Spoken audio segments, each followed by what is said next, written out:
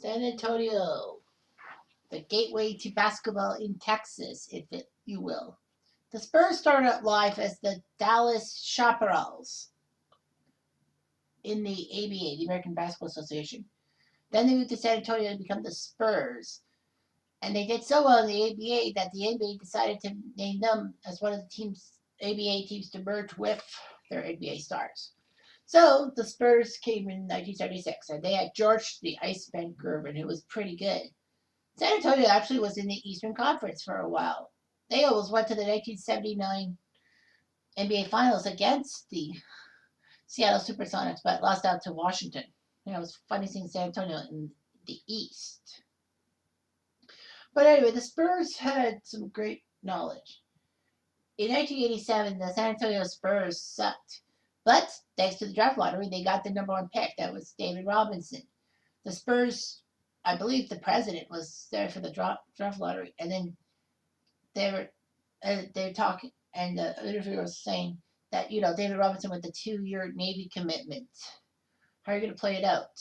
And the guy meekly goes, "We've waited 14 years for a guy like him. What's two more?" So practically, they knew that they were going to have to wait for David Robinson's Navy commitment. However, David Admiral Robinson came into San Antonio and helped change the outlook at things. The Spurs started becoming key winners. Like, they had some not so great big players, but David Robinson helped them out. In '97, though, the Spurs sucked badly, and they got Tim Duncan in the draft, number one pick.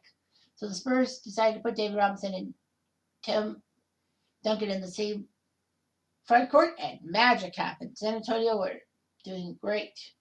They had some very strong players like Mario Elie, but one of the most inspirational stories was Sean Elliott. Sean Elliott, of course, having kidney problems, and his brother donated a kidney to him. Sean Elliott is also famous in San Antonio for his tiptoes three-pointer to win a big Western Conference game in '99 because he was close to being out of bounds, but on his tiptoes he got in bounds. He stayed in bounds. The Spurs went to the 1999 NBA championship against the New York Knicks, easily manhandling the Knicks. I mean, it wasn't even close. Spurs were just rolling along. Basically, they knew that the East would be in disarray after Miami's shock loss in the first round. The Spurs were always a thorn in the Lakers' side. It was basically Spurs and Lakers. It would have been like Spurs and Rockets back in the 1990s. But, Spurs were still competitive. Greg Popovich led the team to great prominence as a coach. And 2003, in David Robinson's final year, they had Robinson and Duncan do an encore and win the NBA title for their fine city over the New Jersey Nets. Spurs dropped off a little bit in 2004. They lost a key Western final to the LA Lakers, which included the famous Derek Fisher bucket that did go into the back, did get shot off before the shot clock, the game clock ended. So, that was huge. San Antonio in 2005 would take matters in their own paws. Or was it 2007? Well, yeah, 2007. They took matters in their own hands and crushed Cleveland with LeBron James 4-0. The Spurs were big. They had Tony Parker in the backcourt, and they had two key international signings, Tony Parker and Manu Ginobili, that people did not think could make it into the league, but they made it the league, and they made San Antonio proud. Their splash-like mentality. So the San Antonio Spurs won another title. 2014, they shocked Miami, who were the two-time defending champions, by winning in 5 games. Kawhi Leonard was fantastic. The Spurs were good. Unfortunately, though, their players were getting old and feeble. And basically, San Antonio never broke the nucleus of Duncan, Robinson, Parker, and Ginobili. So anyway, that was huge. So anyway, the San Antonio Spurs made a big trade in the 2018 offseason with the Toronto Raptors. They picked up DeMar DeRozan and a few other players for the Raptors for the rights to Danny Green and Kawhi Leonard. A lot of people in San Antonio thought that Kawhi's days were behind him, mostly because management fucked everything up about him. And Kawhi proved everyone wrong by basically leading the Raptors to the NBA title, and San Antonio not even close. So anyway, the San Antonio Spurs squad I'd like to talk about is the 2011 Spurs squad. A couple years removed from their victory over Cleveland in the NBA Finals. They looked hot. They were very hot. Not to be messed with. And people thought that the San Antonio Spurs were going to definitely be odds-on favorites to take on LeBron and the Heat in the 2011 Finals. But unfortunately, that didn't happen because of their first round boondoggle against the Memphis Grizzlies, who were making like their second or third playoff matchup in history. And remember, Memphis had won a game, let alone a series. But the Grizzlies played with heart, determination, and the almighty underdog story of not giving a shit. What will be, will be. So anyway, the San Antonio Spurs got tangled in the Memphis web and got taken down in 6 games. Zach Randolph was a beast. So this what if is what if the Spurs somehow beat the Grizzlies? So because as usual, the NBA does not do the reseeding process. San Antonio would have faced the 4-5 winner, which is the Oklahoma City Thunder. So basically, the Thunder will play the Spurs. Dallas plays the Lakers. Now remember, Dallas won the 2011 championship and, of course, won the Western Conference. So Dallas is waiting. So if San Antonio screws up against Oklahoma City, then Dallas will win the Western Final automatically and then the title. Miami we leave alone because we leave one conference alone when we deal with the other, and that's the way it's going to be. It's Oklahoma City and San Antonio. 61 wins versus 55. Man, what a dream team for Thunder fans. Westbrook, Harden, Durant, all on the same team. Jeff Green and Kendrick Perkins there. Richard Jefferson. Yeah.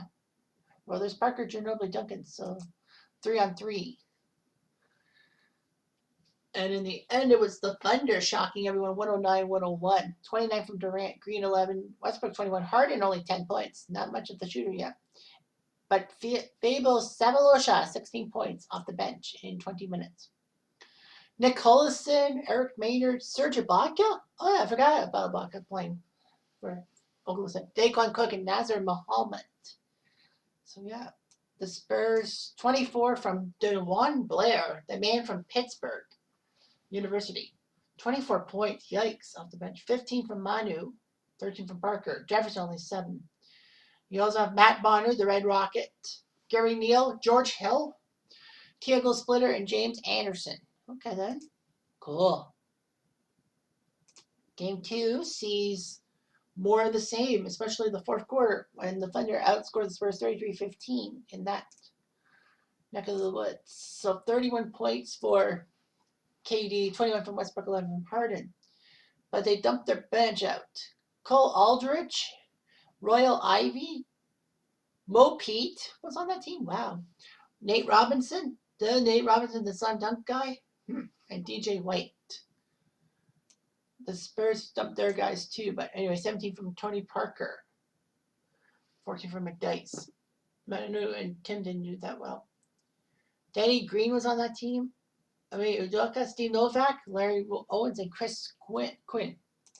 So Oklahoma City is looking for the sweep at home. We'll see. Wow, look at that. Great first quarter from them and third quarter. Holding Duncan and Ginobili to 26 combined points. Gary Neal had 13 off the bench. The Thunder, 20 from Westbrook. Kevin Durant, 30. Harden only took 8 shots and got 8 points. So, yeah. Amazing, amazing Oklahoma City. This will be quick. Nope, the Spurs are not done yet. They were actually only down by 2 in the fourth quarter, but they blew it wide open. Duncan, 20 points. McDyess, 14. Tony Parker, 17. There's the man. Kevin Durant, 26 points. Westbrook, 16. Harden, 11. Daquan Cook, 5 points.